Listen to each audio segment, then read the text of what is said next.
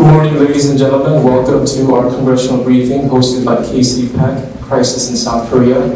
Welcome everyone. Again, if you haven't grabbed your boxed lunch yet, please do so there in the back, along with refreshments and other snacks. It is my distinct pleasure and great honor to call to the podium Ambassador Morris Kang, who will introduce the special speakers and guests today. So let's welcome Ambassador Kang.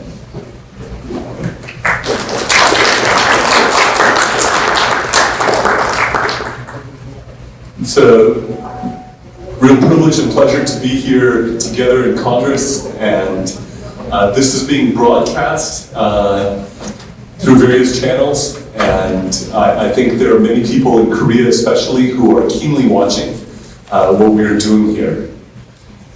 I believe that in the crisis going on in the Korean Peninsula, that we are reaching a key turning point with respect to what is going on.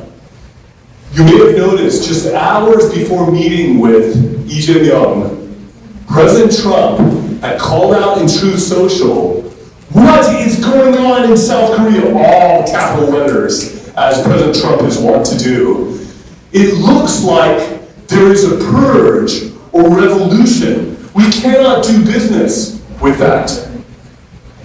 This was a clarion call that indicates that President Trump, the most powerful man in the world, with the most difficult job in the world as President of the United States, is recognizing that there has been a revolution and purge in South Korea. What does this look like? The revolution is because there has been the death of democracy. What has happened is that due to election fraud, and this is part of a larger phenomenon of election fraud going on around the world, due to election fraud, democracy has died in South Korea. When President Yoon took the risk of declaring martial law in order to investigate this election fraud, he was unfairly and illegally impeached, even though he has the authority to declare martial law under Article 77 of the South Korean Constitution, and then was illegally removed from office by the Constitutional Court, illegally thrown in jail, and he's again been thrown in jail again. Double jeopardy, that's a violation of double jeopardy, to put him in jail and then put him in jail again. And then there was an emergency snap election in which there was an unprecedented amount of election cheating that took place to put Lee Jae-myung into the president's seat. This is a revolution. This is a coup d'etat. This is something that the U.S., according to U.S. law, merits economic sanctions. And President Trump saw this revolution, and what is the purge part? The Lee Jae-myung administration is going after the best leaders, the most heroic leaders, those who are standing up for their country, those who are fighting for democracy, truth, and justice. The Lee Jae-myung administration is seeking to purge. He says he wants to end the insurrectionists. Even though he is the insurrectionist, he's saying, I want to end 1,200 insurrectionists. If you look at a website, colonelyun.com, you have about 800 people who are featured on there, and those are some of the most heroic, noble, wonderful leaders, especially in South Korea, who are fighting this fight as we speak. And he's trying to purge them. Churches are being raided, as President Trump has called out. The Osan Joint Air Base has been raided. Even the Command and Control Center, where there's radar data about everything that is flying around the Korean Peninsula, that was invaded in violation of the Status of Forces Agreement, where there must be notice and permission given by the US government. There was no notice and there was no permission, and it was illegally raided by the special prosecutor, who I think President Trump was alluding to when he said deranged Jack Smith, the prosecutor who had prosecuted President Trump. The parallels actually between what the US has experienced in the fraudulent 2020 election and what South Korea has been experiencing has been remarkable. There have been all sorts of parallels that have been going on here. And so there has been a revolution, there has been a purge, and it is high time for more and more people, especially in America, to wake up and to realize that it's happening. The good news is there are many more voices that are springing up among American leadership that are recognizing and realizing that we are in danger of potentially losing our best ally in the world, South Korea, to a communist revolution and purge leading to a communist dictatorship. That is the time in which we live.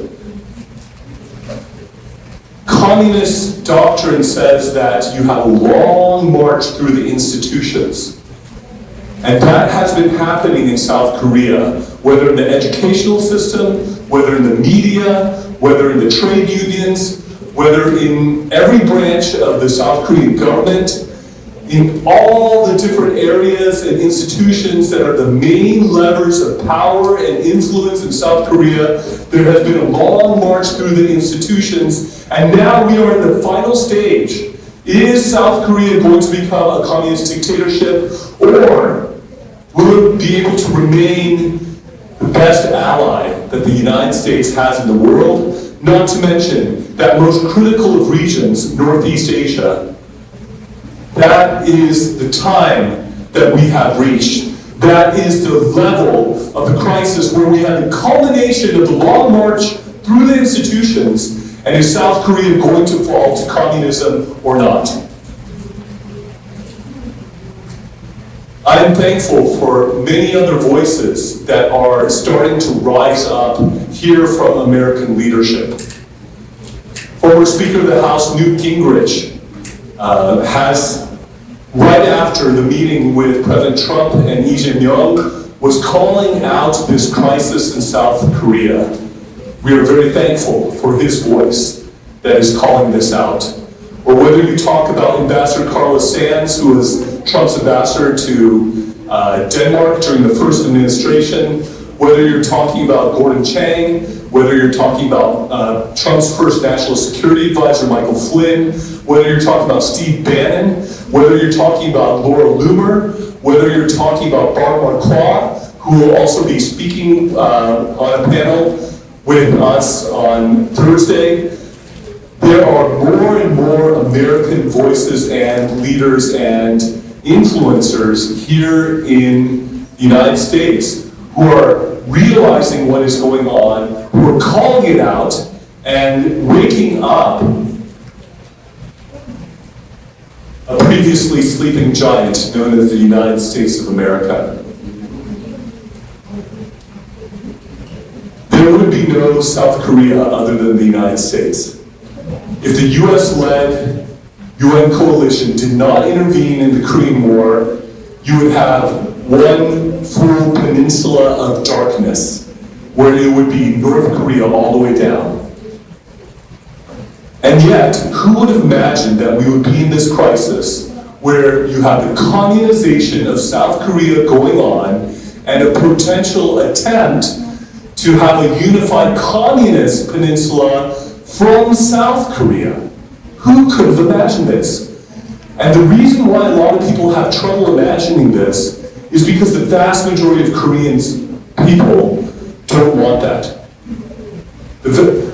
Like 90% of Koreans consider the US to be the best ally. Around 80% of Koreans are against the Chinese Communist Party. And yet with the infiltration from North Korea, the infiltration from the Chinese Communist Party, where they're trying to overwhelm South Korea, and with an administration right now in South Korea that's opening all the windows and doors to the CCP and to North Korea, we have a crisis of historic proportions right now in South Korea. And we're privileged to have a wonderful panel of people to address this.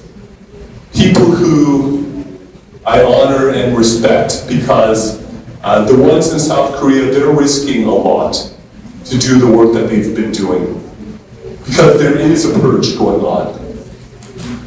And the first person that I will introduce to you that we are honored and privileged to have is Prime Minister and former Acting President Hwang, who has also been one of the key leaders in fighting against election fraud that is being performed by the National Election Commission, internationally through AWEB, which has 109 member states. He has led this election justice army that has been monitoring elections. He is such an important influence and voice. We wonder whether he will become the president of a unified Korea someday in the future. It is our great privilege and honor to welcome Prime Minister Hwang, our keynote speaker for this panel.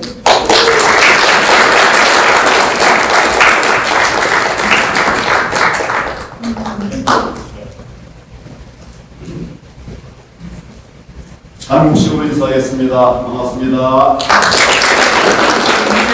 안녕하세요. 정말 귀한 시간을 내주셔서 함께해 주신 모든 분들에게 감사의 말씀을 드립니다. Thank you for spending your precious time for us. I'd like to thank you once again. 저는 오늘 여러 가지 얘기를 하려고 하는데 시간이 넉넉지 않기 때문에 짧게 말씀을 드릴 거고요. 혹시라도 이해가 덜 되시는 분들이 있다면 나중에 또 말씀드릴 기회를 갖도록 그렇게 하겠습니다. There are many things that I want to tell you, but because of the time constraint, I'm going to keep it short. If there are further things that you want to know, we would set aside another time, another opportunity to discuss it more fully.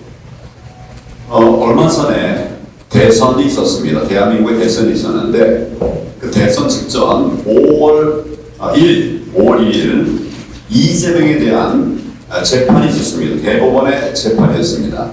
이것은 고등법원에서 무죄 판결을 한 것을 유죄라고 바꾼 그런 대법원의 판결이 있었습니다.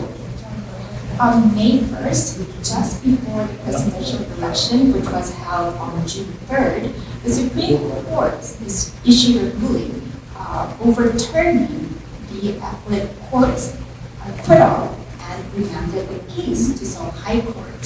So, with a guilty verdict intent.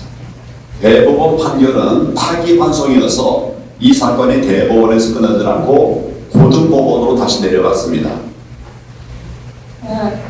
Appellate court's acquittal was remanded and sent back to the Seoul High Court with a guilty verdict. 그러나 그 취지는 유죄다. 유죄인데 고등법원에서 정리를 해라 하는 취지의 결론은 확정된 이런 파기환송이었습니다. Although it was remanded to the Seoul High Court, the intent was that the verdict is guilty. So, although it was sent back to the Seoul High Court, it was a guilty verdict in a sense. 그런데 환송받은 고법에서 처리를 지연했습니다. 그 바람에 이재명이 대통령이 될 수 있는 시간을 벌었습니다. But the appellate court purposely delayed the process and allowed Lee Jae-myung to run as president. 그 판결이 정상적으로 법대로 진행됐으면 이재명은 대통령직에 나올 자격이 없어지는 것이었습니다. And if the proceeding went place properly and legally, then Lee Jae-myung would have been unqualified to be a candidate for presidency. 실질적으로는 유죄 판결을 받아서 선거에 나올 수도 없는 사람이 대통령이 되는 이런 불법이 지금 대한민국에서 벌어진 것입니다. So, a person who had the verdict of being guilty because of legal procedures was able to run in the presidential election and was able to become the president. This kind of illegal actions took place in South Korea. 그런데 이런 일, 부정선거가 2020년 총선에서부터 선거 때까지, 또 직전까지의 선거 때까지 계속 부정선거가 저질러졌습니다. However, election fraud took place ever since 2020 for each and every election after that. 엄청나게 많은 증거, 부정선거의 증거들이 나왔습니다. 그래서 우리가 고소고발하고 여러 가지 문제, 선거 무효성도 내고 여러 가지 대응을 했지만 말도 안 되는 파기, 말도 안 되는 무죄가 나고 말았습니다. So there were numerous and countless evidences pointing to election fraud. We tried every means, we tried to go for nullifying the results of the elections. However, there were many things that the Supreme Court ruled that was out of nonsense. 지난번 대선에서도 많은 부정선거들이 저질러져서 제가 그 자료를 간략하게 요약을 해서 여러분들에게 이메일이나 이렇게 드렸던 걸로 기억이 됩니다. 뭐 이런 부정선거의 증거들이 요 바로 직전 대선에서 이재명이 대통령이 된 그 선거에서 엄청난 부정선거들이 저질러졌다는 겁니다. Even for the very recent presidential election where Lee Jae-myung became the president, there were countless evidences of election fraud, and I believe that you have been given the evidences. Some of you have the email document form, some of you have the copies. As you could see, there were numerous frauds that could be found in that election. 이재명에 대해서는 이 외에도 많은 불법들이 있어가지고 수사를 거쳐서 재판 과정에 진행되고 있는 것들이 많이 있었는데 이 선거가 이 무효 판결 하나로 대통령이 주는 길이 확 뚫렸던 것입니다. Actually, Lee Jae-myung was facing many guilty verdicts and he was to be tried in the trials. However, because of the court's ruling, he was able to have his candidacy. 전임 대통령 문재인에 이어서 이번 이재명 대통령에게 이제 정권이 넘어가면서 대한민국은 무너지고 있습니다. After the Moon Jae-in administration, now that Lee Jae-myung has taken office, South Korea is crumbling down. 자유민주주의가 무너지고 있는 것입니다. 입법사법 행정이 다 이재명에게 강점됐습니다.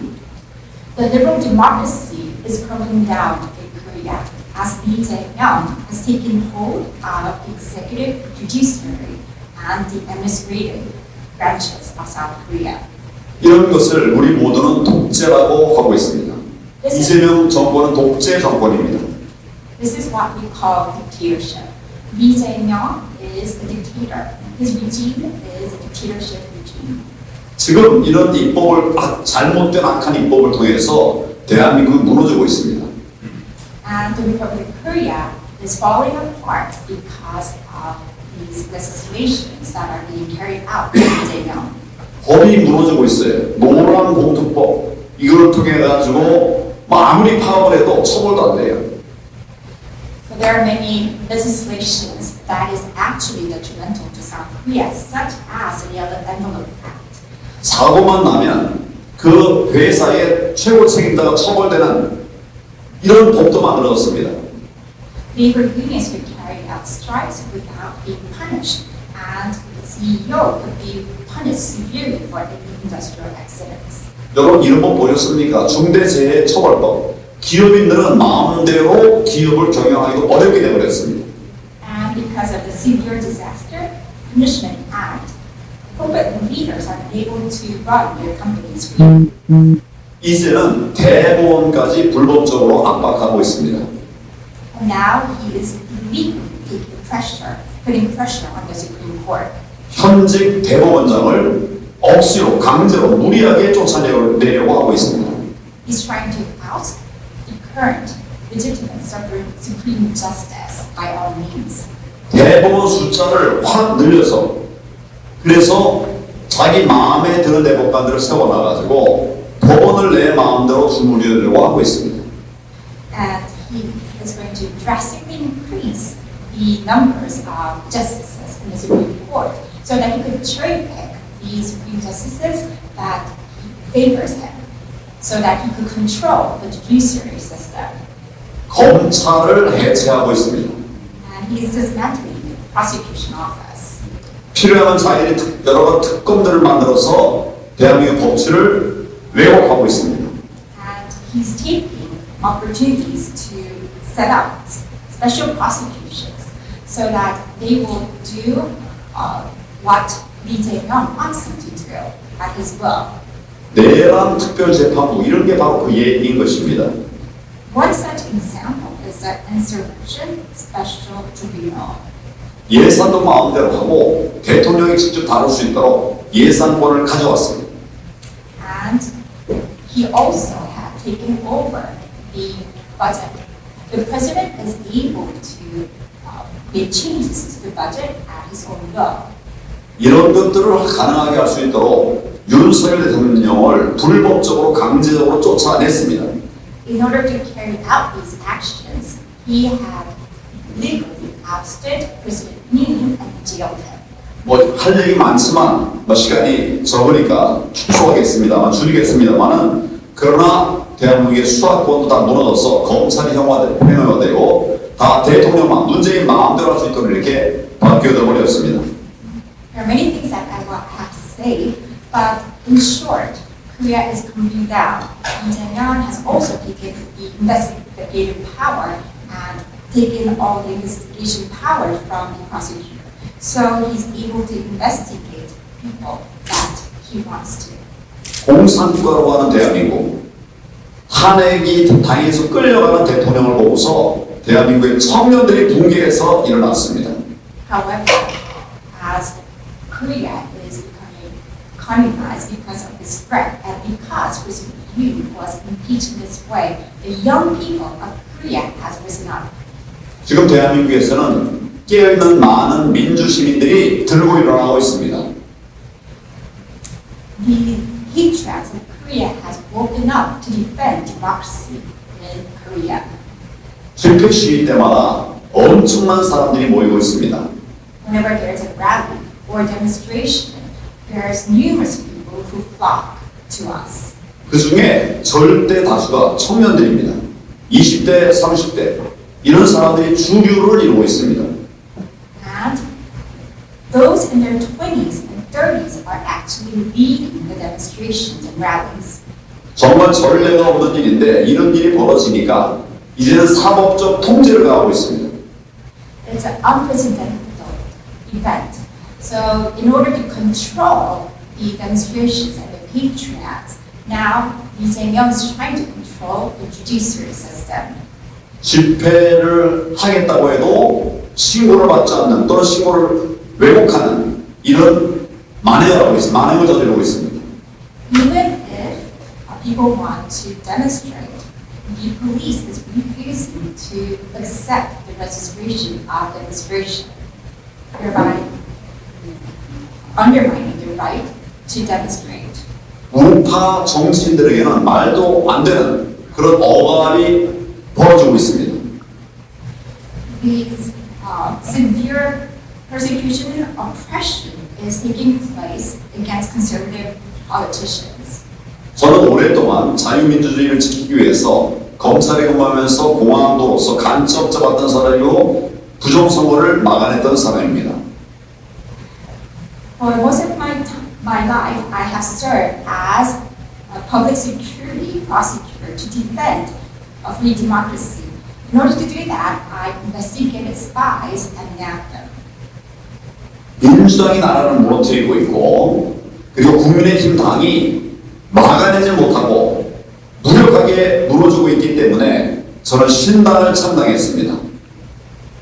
Because the Democratic Party of Korea is renamed Democracy in Korea, and the People Power Party was powerless and did not take any action, I had to step up and set up a new party.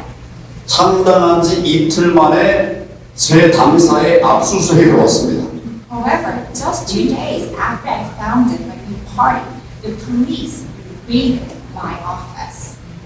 저를 조사하겠다고 압수수색하고 출두 요구를 하고 있습니다. They want to investigate me, so they have seized and raided my office and also sent summons to me. 저에 대한 탄압은 자유민주 시민들에 대한 탄압을 상징하는 것입니다. Oppression on me symbolizes the oppression on patriots who are trying to defend free democracy in Korea. 지금 그래서 국제적 연대가 필요한 상황이 되어버렸습니다. That is why we need to gain solidarity internationally. 한미는 동맹 아닙니까? 그것도 혈맹입니다. United States and Korea has a blood-forged alliance. 우리가 무너지면 동맹이 무너지게 되는 거고 미국도 많은 어려움을 당하게 될 수밖에 없습니다. If we fall down in Korea, then that means there will be a break in this alliance. And then that would also be detrimental to the United States. 그래서 제가 여기 와서 미국 국민들에게 호소하고 미국 정부에 호소하고 있는 것입니다. That is why I have traveled all the way here to urge Americans, to urge the U.S. government. 현재의 민주주의의 위기는 우리나라만의 것이 아니라 글로벌 위기입니다. The current crisis in terms of democracy that Korea faces is not limited to the Korean Peninsula, but it's a global one. 민주주의의 후퇴는 곧 중국과 북한의 영향력 확대와 직결됩니다. If democracy is retreated in the Korean Peninsula, in South Korea, that means North Korea and China will be even more powerful. 그래서 지금 대한민국에서는 반중 그리고 반북한 운동들이 나오고 있습니다. That is why the young people and patriots of Korea is crying against North Korea and crying against China. 비로소 일어난 이런 대한민국의 민주화 운동, 자유민주주의를 지키기 위한 운동, 반과 세력들과의 싸움. 저는 이런 체제 전쟁에 우리 미국 시민들과 국제사회의 연대가 꼭 필요하다고 생각을 합니다. At the moment, Korea is rising up to fight against anti-state forces, against China, against communist forces. It is at this war, which is a war of system. So I want to urge all Americans, all the people around the world to solidify with us, to stand with us together in this fight. 여기 오신 모든 분들 그리고 미국이 또 국제사회가 이 사태의 위험성을 엄중성을 이해하고 함께 힘을 모아주시면 좋겠습니다. 저희 대한민국은 자유민주주의를 반드시 지켜내겠습니다. 감사합니다. All of you here, the patriots of the United States, everyone from all corners of the world to stand together with us to fight this war against the system. I'd like to let us fight together in this fight. So thank you for listening.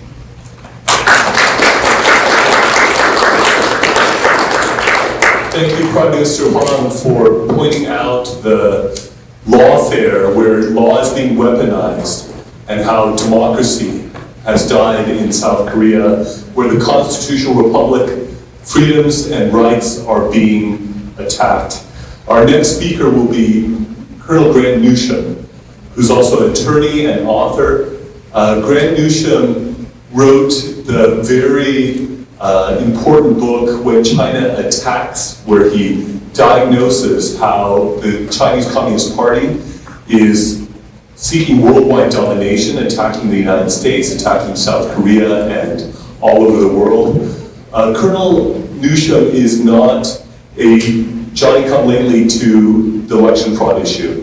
He's been on it since 2020. He has edited volumes, large volumes on this subject. He has continued to be a voice through his writing and through various ways. He and I were part of the international election monitoring team that went to South Korea.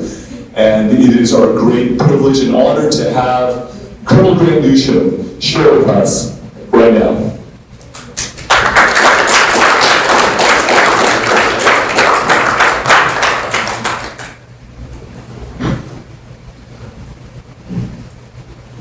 Thanks very much, Morrison. Thanks everyone for coming.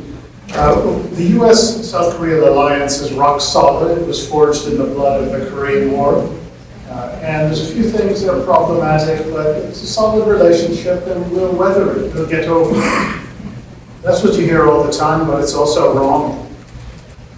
What you're seeing in South Korea is an effort by hardcore radicals, a relatively small group of them, they're ruthless and violent. And what they want to do is to establish a one-party state in South Korea that is aligned with the People's Republic of China and North Korea, and that is anti-American, and it no longer has a military alliance with the United States. That's what we're seeing happen. And that may be just impossible to believe, I think, for most people, but that's the reality. And what you're seeing, it resembles what happened in Venezuela. Nobody in the front rows is old enough to remember the beginning of it, but they've seen the ending of it. And this is what happened when Hugo Chavez took over, gradually took over every lever of power in the country and used it to persecute the opposition and established a one-party state. And now Venezuela is an enemy. It's a communist nation, basically. And it used to be, just like South Korea, a very strong ally, perfect, the strongest ally in Latin America. And we thought we had a rock-solid relationship with them. Well, we didn't. We don't anymore. And that's what we're seeing happen. And if you just do the homework, what you will see is this systematic effort by South Korean leftists to take every lever of power in the country. Go down the list: the National Assembly, the presidency, the media, the judiciary, the police, the election commission, academia, not that that's ever very hard, labor unions, big business, and the military. We're trying to get all of these, and when you have it, you have the country.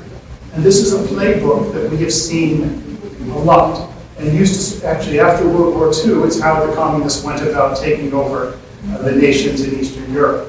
And the evidence is there, and it can be not hard to spot, you just have to make the effort to understand it. But too many people have fallen back on this notion that it's a rock-solid relationship because of the Korean War. And if that's all you see, you're missing the problem. Now, election fraud certainly happened in South Korea since 2020 that I've been looking at it.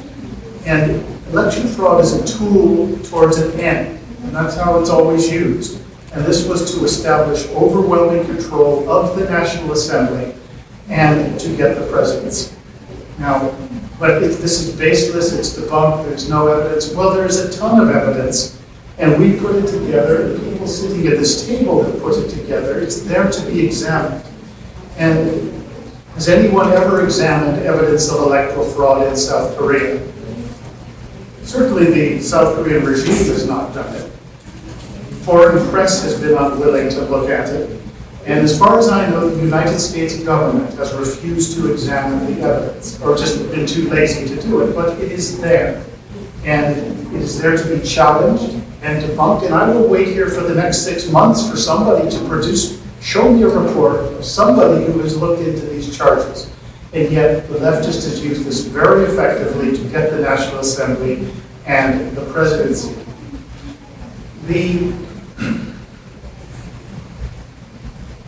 One thing you hear a lot is that, well, the new president of South Korea, Lee Jae-myung, he's a pragmatist. Because after he took office, he said, well, the U.S.-Korea relationship is really important. And he said, well, we'll get along with the Japanese. Therefore, he has suddenly become a pragmatist, a moderate, despite a lifetime that's completely the opposite.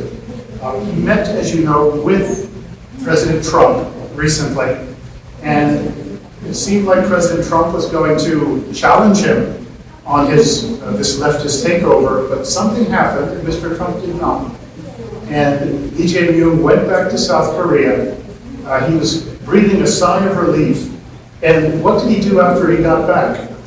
He stepped on the gas. He doubled down. He went even harder after the religious organizations, arresting pastors. He has gone after the opposition parties and members of the opposition parties to persecute them. He just recently also said, when he was criticizing the submissive mindset that comes of relying on foreign troops. And if you read that, you know what it means. What he's saying is, you don't want US troops on the Korean Peninsula. He's very clear about it. He has also said, well, about that $350 billion in investment that I promised Mr. Trump, I don't think we're going to do it. So after meeting Mr. Trump, he's basically gone back to Korea and said, well, I pulled the fast one on the President of the United States. And I am going to do everything I can to get this total control. Previously, Lee Jae-myung said, look into his background, and it doesn't give you any confidence. He has said that US troops in Korea are an occupying force. He recently told the Vietnamese, he congratulated them for having defeated foreign troops and reunified their nation. Well, that's a nice insult to the Americans and to Koreans who served in South Vietnam. He sent the head of the National Assembly to attend the Chinese Communist Party's World War II victory parade the other day. And he was that was the only civilized country that actually sent somebody to that, that event. He has also made it so in South Korea, if protesters go out, they're not allowed to actually go out and criticize the Chinese Communist Party, the PRC, but they can go in front of the United States Embassy and they can take pictures of President Trump and tear them apart. And the police have been told to go after the people who are criticizing China, but criticizing the United States, no problem at all. So it's not hard to figure out where he's coming from or what he thinks. So when it comes to South Korea, too often, the US side policymakers, the US military is particularly guilty. Think tanks, very often they're wrong. They have their reasons, often financial, for looking at things a certain way. But we tend to look at this military-to-military relationship, which is actually pretty good, and our economic relationship with South Korea, which is strong.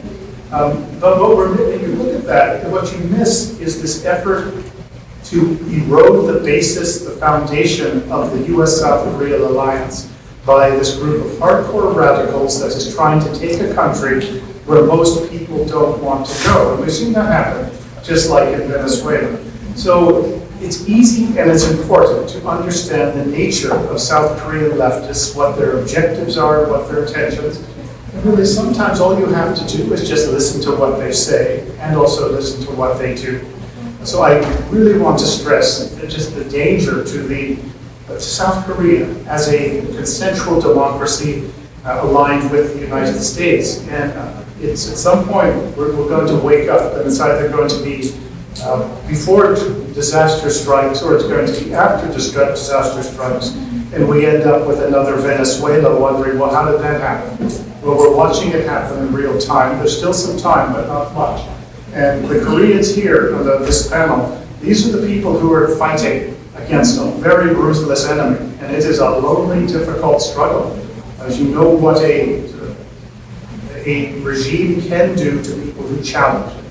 So I really admire, let's say, that my colleagues up here, but I do encourage the staffers, Capitol Hill, people in Congress, to just do some homework and be aware of the challenges that we're facing. So thank you very much.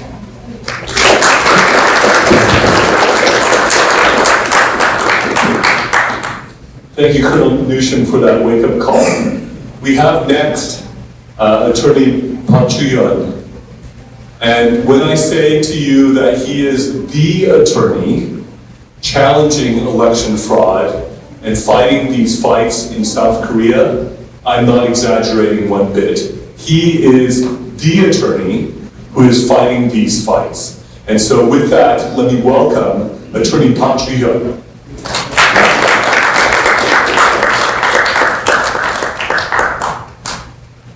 Nice to meet you.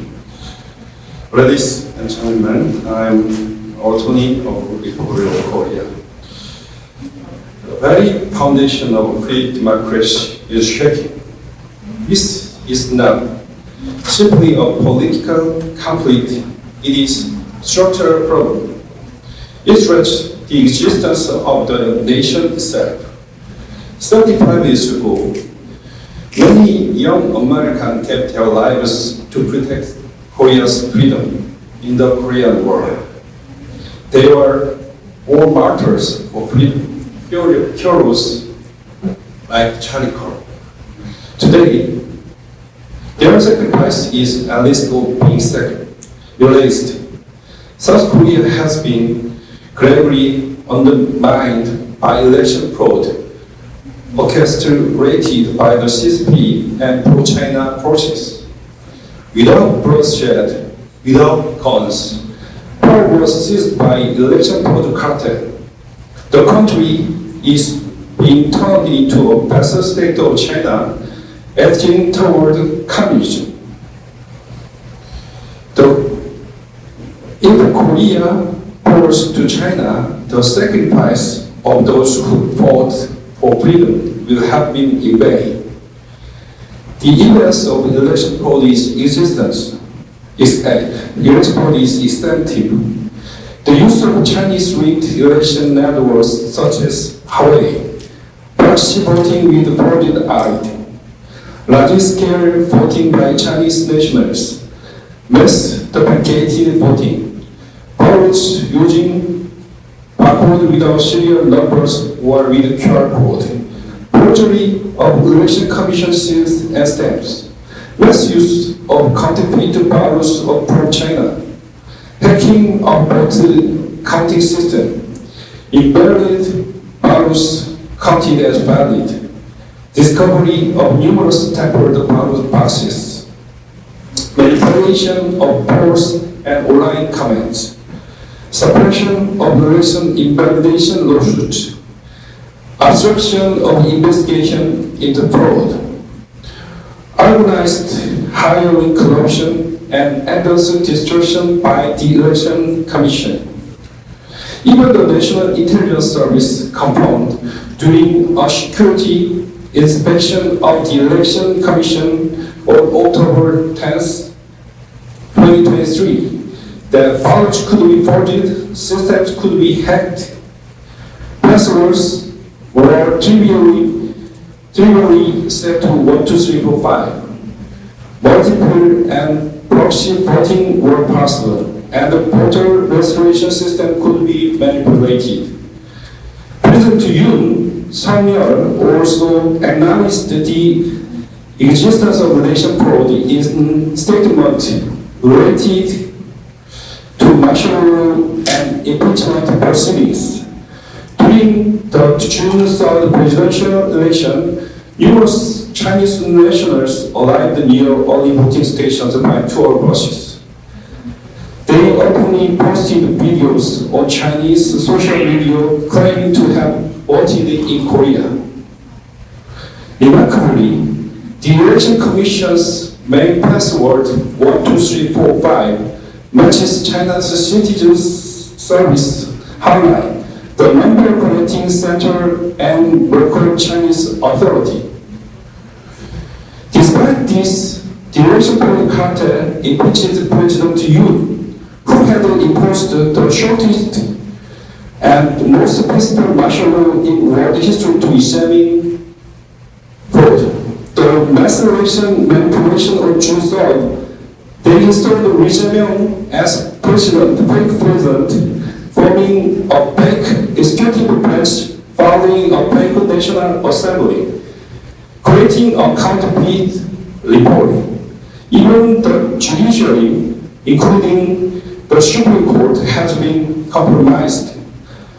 Through lobbying, coercion, and pressure from the pro-China factions and the fake government, the courts delayed the election lawsuits, ignored critical evidence, and issued dismissal that empowered the fake National Assembly and fake president.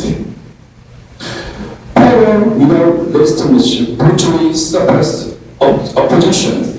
President Yoon, who imposed martial law to correct evidence of fraud, was arrested and detained.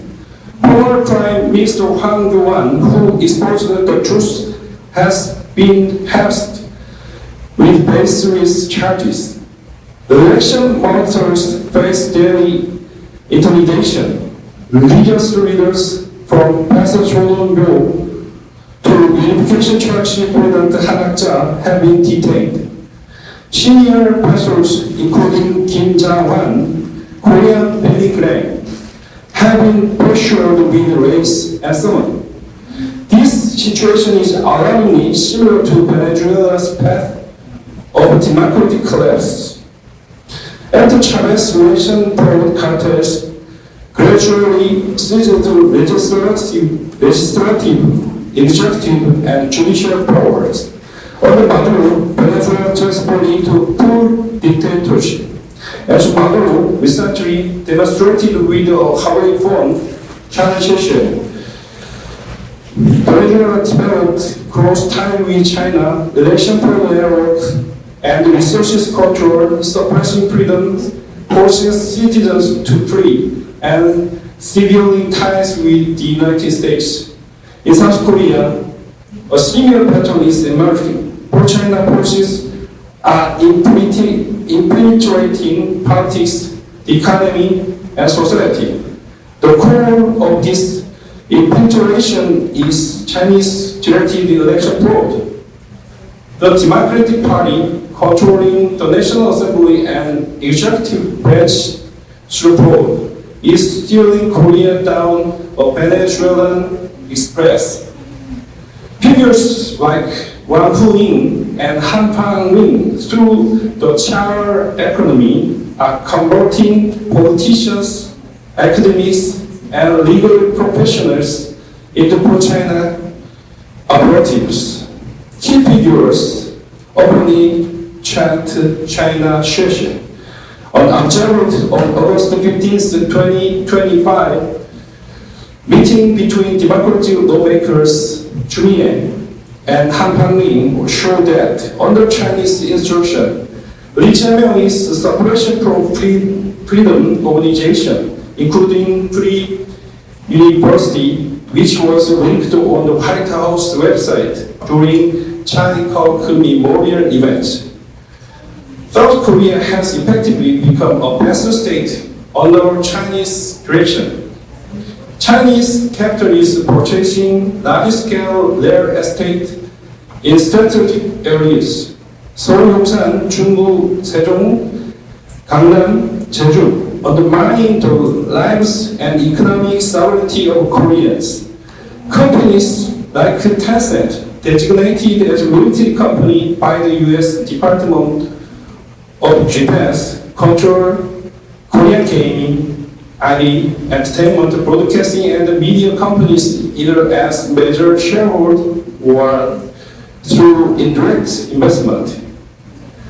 They are aggressively acquiring strategic industries, including semiconductor batteries and shipbuilding, stealing core technologies and trade secrets. The Lee Jae-myung administration has allowed visa-free entry for Chinese nationals, turning Korea into a vassal state. Next year's local elections are being targeted for manipulation using this in the future. The Chinese Communist Party is consolidating controls through unified strategies and super limited warfare tactics. Even U.S. recognition of Lee Jae-myung, for example, during trade negotiation expecting $350 billion investment, does not change the fact that he is Chinese public. The investment is practically impossible given Korea's foreign reserves and non-reserve currency status. It appears designed to temporarily create the illusion of legitimacy in Washington, shift the blame to the U.S., promote anti-American sentiment, and turn Korea into pro-China state. Assuming Lee Jae-myung can be controlled is a grave misjudgment. Lee Jae-myung has lost all legitimacy due to North Korean limitless violation, Supreme Court convictions for election law violation, and confirmed election fraud. President Trump and the US Congress only need to state the truth. Korea has a fake president installed through Chinese election interference. US sanctions similar to actions against the Venezuelan judge and the election commission staff would further strengthen accountability in Korea. More than 80% or 90% of Koreans who dislike China consider the US a friend. They will rise, they will fight for Korea and for America. Slowly, fraudulent election systems and electronic vote counters have even been exported to Pacific nations like Papua New Guinea and Samoa. The goal is establishing pro-China region, potentially threatening U.S. naval operations. Korea is not only a key ally, but the front line of U.S. security. If Korea is lost, China could dominate East Asia. Korea stands at the forefront of the global fight against communism. The struggle for Korea is also a spiritual battle between light and darkness. We will never give up. We will continue to fight. Charlie Kirk last visit was to Seoul, South Korea. His sacrifice is awakening the Korean people. Let us protect the freedom of Korea, the country he cherished, together. Thank you.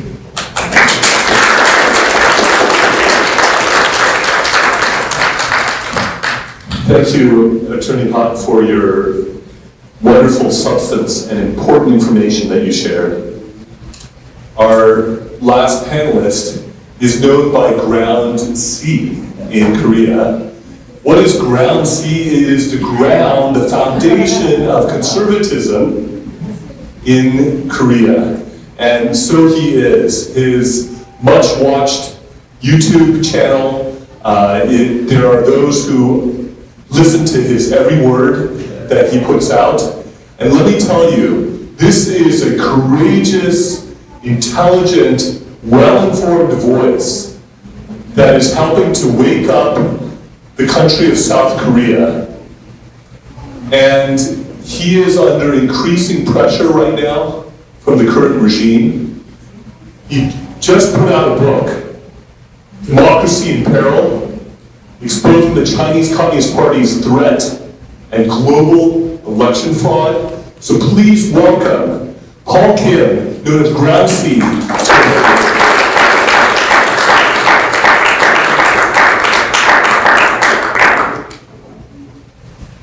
Right, good afternoon everyone. My name is Paul Kim. I run my YouTube channel with 900,000 subscribers. I really can't say I have 1 billion subscribers, but I'm trying. The reason why I am here is because, like President Trump stated in his social, we are facing now purging and revolution situation in Korea. So before we get started, I want to send my deepest sympathies to Charlie Kirk's family. And I will say that, rest in peace, Charlie. He was my hero. And I started my conservative works in Korea and movement in Korea. And the reason why I started my YouTube channel in Korea was because of Charlie Kirk. He inspired me a lot. So, like Charlie Kirk has awakened American young adults, he has awakened a lot of Korean youth in Korea. So he is not only a hero to the US, he is also big hero to Korea. So I put more details about religious persecution in my paperwork I brought here. So for those who are interested in my paperwork, just let me know. I will hand out after this conversation. So I'm gonna go really quick for the religious persecution. Recently, the investigation of religious community in Korea, of course, especially Christianity, including civilians, have gone too far. So these persecution and purging currently has been driven by Lee's administration. So fortunately, concerns over this issue have already spread out to political circles in Washington. So prominent American figures like including President Trump and a former Secretary of State Mike Pompeo and a former Speaker of House Newt Gingrich and Ambassador Carl Sands, of course Ambassador Morstead, they all have spoken out regarding religious persecution in Korea. So I put more details in my paperwork, just let me know how I hand out. So I'm gonna move to the Lee's government threat to ordinary citizens. The suppression of ordinary citizens has also gone too far. Recently, an individual faced a police investigation for posting a sarcastic image criticizing Lee Jae-myung's economic policies. Additionally, a journalist who raised questions about Lee Jae-myung's father is also under police investigation. So earlier this year, the Democratic Party announced that it would report individuals who allegedly spread pro-insurrection propaganda. Shortly thereafter, the party threatened to censor Kakao Talk, South Korea's most widely used online messaging application. This is a clear violation of freedom of expression and represents an unprecedentedly authoritarian mindset. At the time, many young people were outraged, but the Democratic Party of Korea remained defiant. In fact, a political organization called Democratic Police Station even created a website impersonating a police station to intimidate ordinary citizens like me or conservative influencers or YouTubers. At the time, Lee Jae-myung was the party leader of the Democratic Party, so he has led like a Korean version of the Cultural Revolution. Okay, so Lee's government is leading this purging movement, and the police station and prosecution office under Lee's government, they are accusing and charging innocent people who are standing up against Lee's government. They think that's a crazy movement. And the Democratic Party on the other side is a part of this Korean version of Cultural Revolution.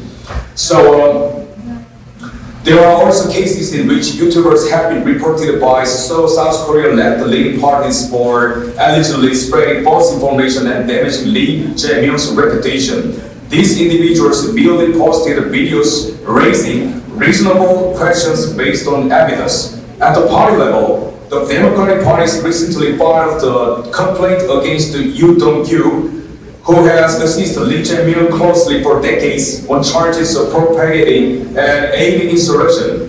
Mr. Yoo has been a key figure alongside Lee since Lee's days as a lawyer in Seongnam City through his tenure as mayor of Seongnam and governor of Gyeonggi Province, witnessing nearly all of Lee's allegedly business firsthand.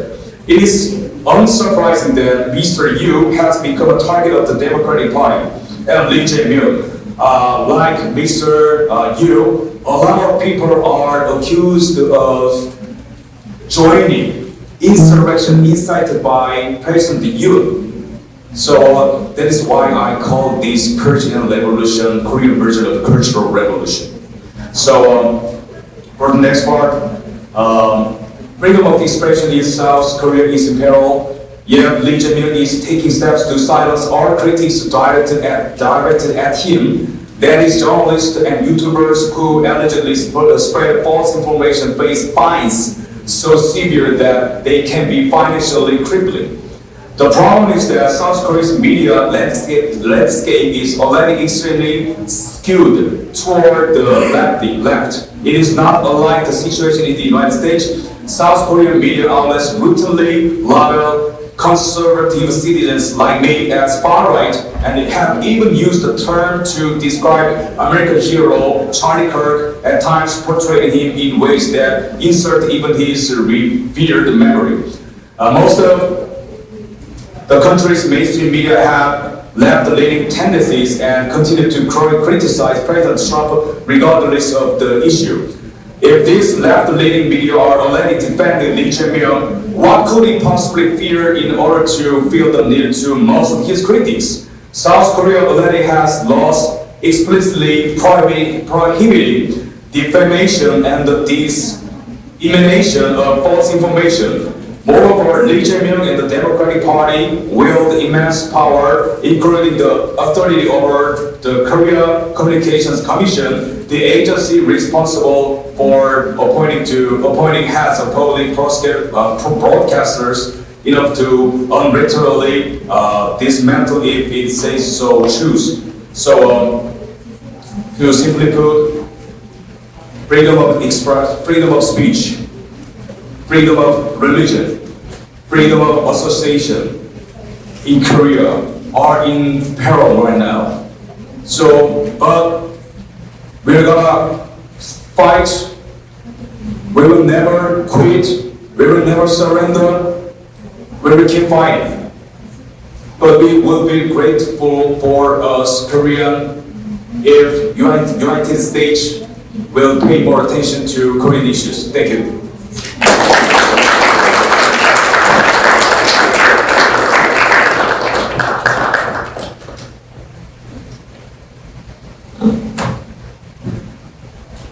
One congressional hearing, one congressional resolution, more official statements from the White House, things from the State Department, this would all help. That would all help. In the remaining time that we have, we want to welcome questions from you, the audience. And so we have until 1:10. So if you could please give your question, state your name and your affiliation, and we will try to address the questions in the remaining time. So please, your questions. What can the United States do? Yes, it's an anticipation of congressional resolution in this kind of justice. But what more would you like to see in the United States? Is that directed specifically to Prime Minister Hwang? Anyone? Okay. Maybe I'll kick that off then.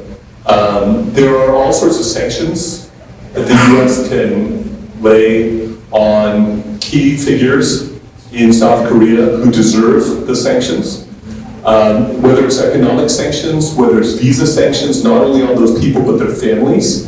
Think of the implications of those who have children who are studying in the U.S. and a visa sanction upon them. There can be economic sanctions related to the coup d'etat that has happened. There can be all sorts of public diplomacy and messaging that could be done. There could be a pushing of military joint efforts that I think would be worth pushing. For example, a joint naval and air force base on Jeju Island is something that could be raised. There could be sanctions related to violations of US and UN sanctions, such as the $8 million that was given by Lee Jae-myung to North Korea.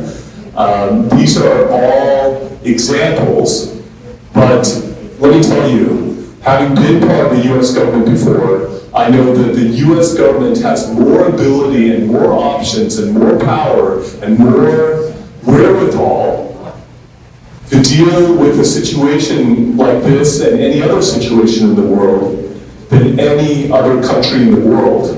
And so that should not be underestimated, but there must be the will on the part of the US government to engage in these things. I'll leave it at that and allow other panelists if they'd like to add to it. If not, we will go to another question.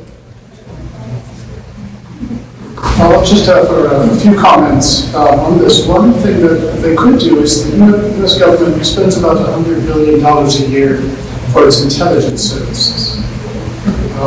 It could usefully employ some of that actually to dig into these questions of electoral fraud in South Korea. The evidence is there, a lot of it is statistical evidence, and there's no reason they couldn't actually examine the evidence and publicize the results either way. But it's a black hole, and the U.S. Embassy in Seoul, and call in 2020, just said, no, nothing happened. Well, did you look at this? No, nothing happened. You understand the sort of the shortcomings, to put it mildly, in our approach. So we're really examining the electoral fraud questions and the nature of Chinese political warfare being applied to South Korea via South Korean proxies to establish, as I said, a one-party state. There should be some examination of this. And for some reason, we have a myopia towards it. That would be a very useful thing. The hearings, which Ambassador Tan mentioned, would be good as well. But really publicity of this, and this does make a difference when the American government shows an interest, and the American media shows an interest as well. And you will find very often people in the former Soviet bloc, the Pacific Islands today, and even Nelson Mandela said, when I was in Robben Island in prison, I knew that there were people who cared and were trying to do something. It makes a huge psychological difference. It sort of helps the good guys, and it puts the bad guys on their back foot. So there are plenty of things that we can do, but we've certainly got to want to do them.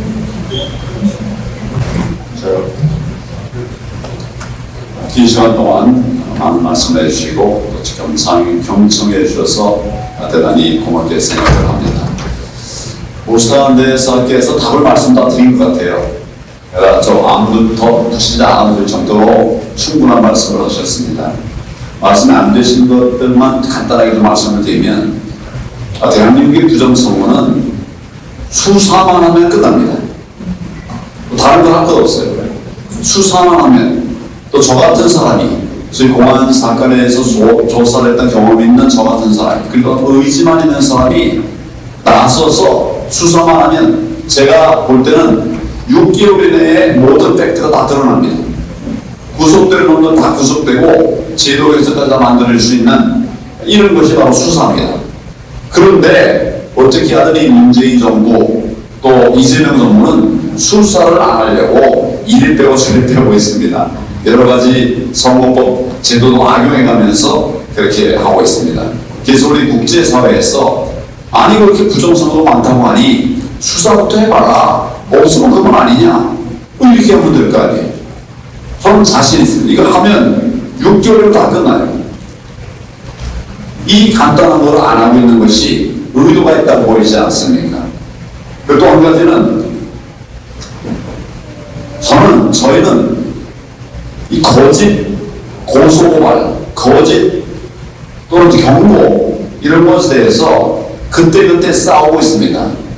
그냥 넘어가는 게 아니라 고소하면 말고소, 경고하면 우리가 먼저 팩트 확인을 합니다.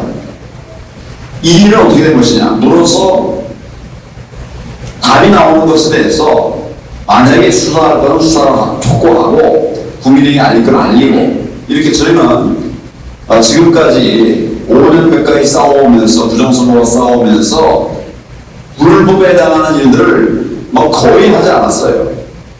간혹은 저항권의 행사를 하기도 했지만 불법한 거 없습니다. 그래서 저희를 공격할 때마다 저희가 강력하게 대처하면서 싸워 가고 있습니다. 그런데 여기서 중요한 것은 우리 대한민국과 국제사회에서 이 부정선거의 실태를 아는 것이 굉장히 중요할 것 같아요.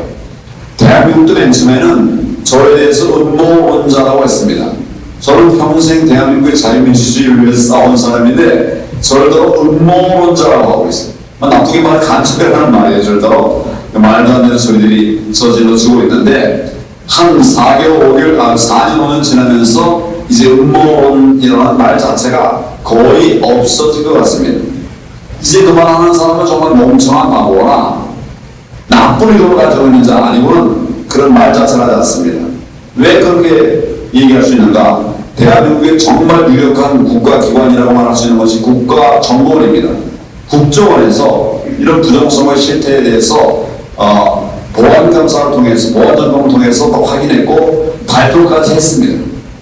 그런데도 선관위는 아무 반박을 하지 못하고 있습니다.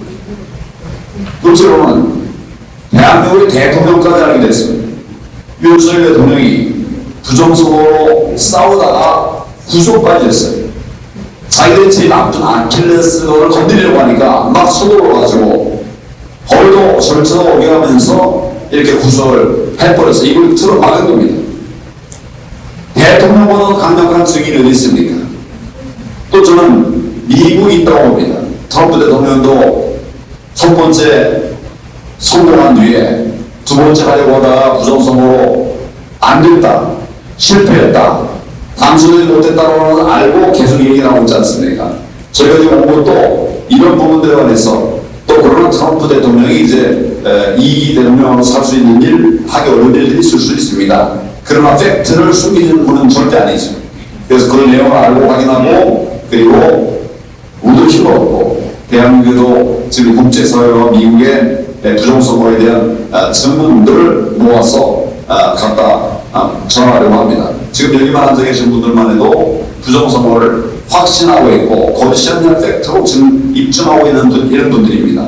이런 귀한 얘기를 여러분들이 말씀하시는 것 같이 포함해서 대한민국에 성하고 반드시 부정선거를 막아내는, 부정선거를 막는다는 것은 즉 뭐냐면 자유민주주의를 지킨다는 말입니다. 선거를 지킨다는 것이 아니라 자유민주주의를 지킨다고 하는 거예요. 부정선거 정권을 탈취해가지 않았습니까? 앞으로도 계속 그렇게 해갈 것이 너무 뻔하게 보이기 때문에 저희는 이제 부정선거를 가지고 저는 사실 하는 게 많습니다. 부정선거만 하는 게 아니고 오랫동안 이제 정부에 있었고 또 입법 사법행정을 다 경험을 했던 그런 사람이기 때문에 다른 부분으로 할 것도 많죠. 그러나 가장 중요한 것은 부정선거로 정권을 탈취해가면 아무 소용이 없는 거예요. 아무리 좋은 인재가 후보로 나와도 그 사람 되지 않습니다. 그냥 조합된 사람들이 나라를 만들어가게 되면 그게 어떻게 나라라고 말할 수가 있겠습니까? 그 제일 좋은 방법이 결국은 부정선거로 사회주의 공산국가를 만들어가려고 하는데 가만히 있을 수가 없어서 제가 말씀을 드렸습니다. 경청해 주셔서 감사합니다.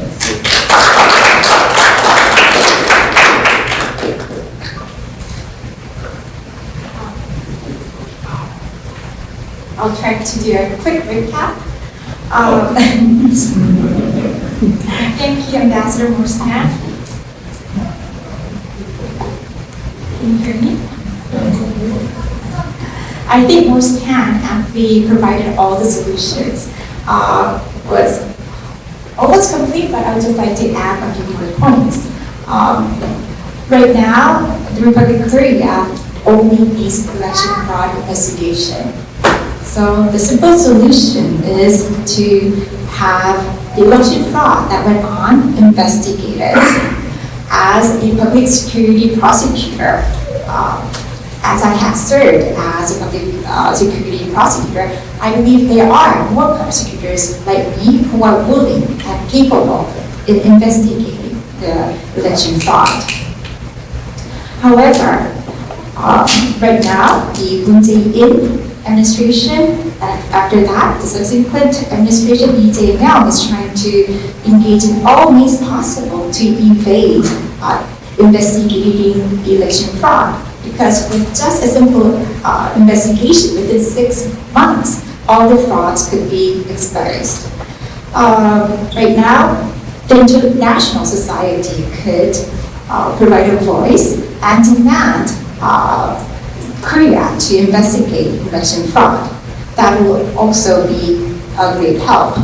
Another factor is that I am being oppressed and accused that they have issued all kinds of warnings against me. For every accusation, I never let it go without a fight. For every summoning, every indictment, we give a fight because we have the evidence, we have the facts and substantial evidences to back us up. So through these efforts, we're trying to raise awareness, and I have been doing that for the past 5 years. I haven't done anything illegal. I have tried my best to carry out resistance. But we're going to continue this fight, the fight against the Chinese system and the fight for protecting free democracy in Korea. I would like the international society to understand the situation and look into election fraud. I have been accused of being a conspiracy theorist, but thankfully after my efforts, people who believe still in conspiracy are either too big-headed, they're foolish, or they're doing that because they have a wrong objective in mind. Because even the Korean intelligence organization, the National Intelligence System, had implemented investigation and found that the NSC has many points that they are vulnerable to hacking and to manipulation in terms of the electoral results. President Yoon, upon realizing it, fought against election fraud, but got arrested because of it, because they thought that President Yoon will expose the whole election fraud that has been underway. I do know that President Trump also fought this war against election fraud, especially with the elections in 2020. I believe that President Trump is wise and knows what's going on regarding election fraud, not only in the United States, but also in Korea. We have collected countless evidences on election fraud that has been underway in Korea, and we are willing to convey them to you. And we will continue this fight against election fraud because this fight is actually a fight to protect free democracy.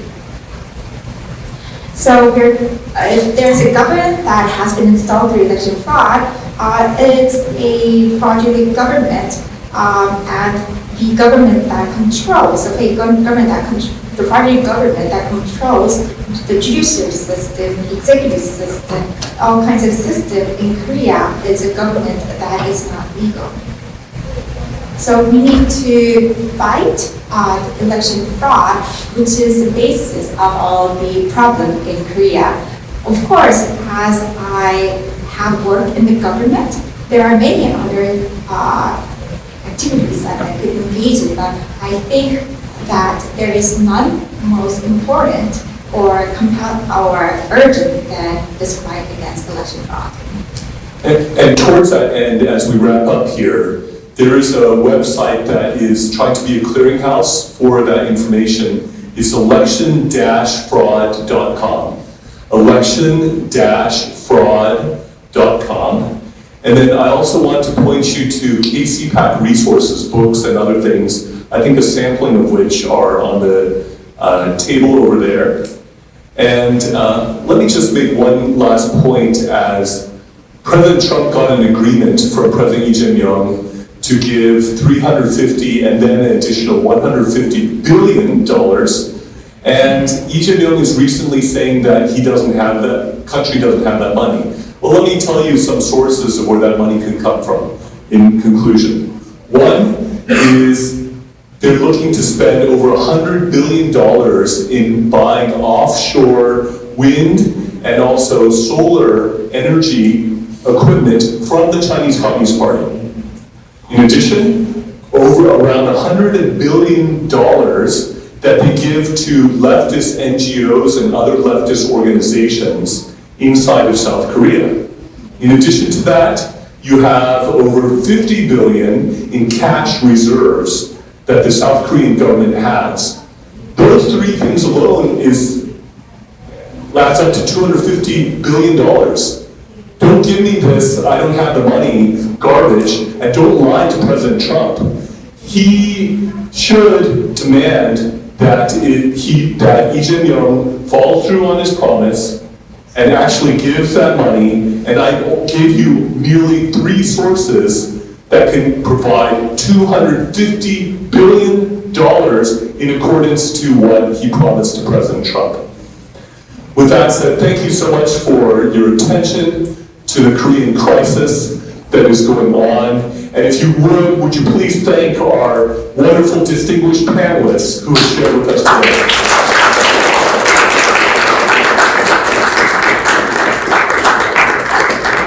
Thank you very much. We are done now. Thank you. We do have some leftover lunchbox in the back. Please take some if you'd like to, and have a nice day.